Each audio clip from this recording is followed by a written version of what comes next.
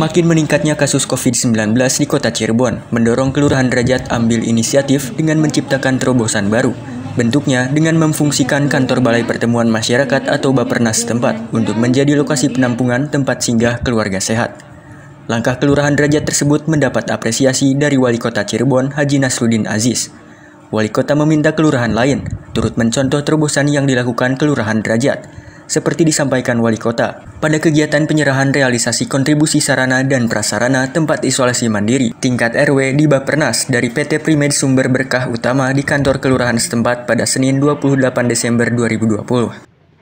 Karena Kelurahan Derajat dengan sumber anggaran yang sama dari pemerintah Kota Cirebon dan jumlahnya juga tidak lebih besar dari kelurahan-kelurahan lain, tapi Kelurahan Derajat mampu melakukan terobosan melebihi kelurahan-kelurahan lain. Nah, ini yang kemudian harus tadi saya katakan harus menjadi contoh tersebut.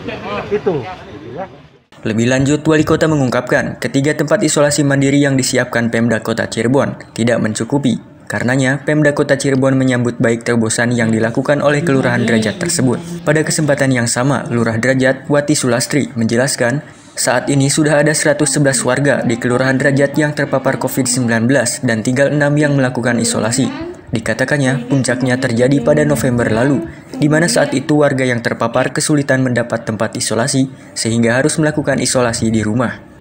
Sampai saat ini sudah 111 kasus, yang sembuh 101 orang, yang meninggal 4 orang, dan yang masih isolasi ada 6 orang.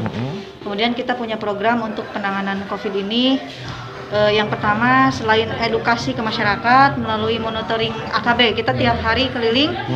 Mulai dari bulan September kemarin kita keliling untuk monitoring AKB, juga razia masker. Kita sekarang fokus juga ke penanganan. Untuk penanganan di wilayah ini, kita akan membuka Baperkam sebagai tempat singgah untuk yang sehat. Jadi misalkan satu keluarga itu ada yang positif, yang positifnya tinggal di rumah sendiri, yang sehatnya kalau dia sudah swab dinyatakan negatif, dia akan pindah ke Baperkam. Nah, di Baperkam ini kita ada 9 Baperkam. Nah, semuanya insya Allah akan dibuka untuk itu akan digunakan ketika tempat isolasi di pemerintahan itu penuh gitu. Nanti itu sebagai alternatif.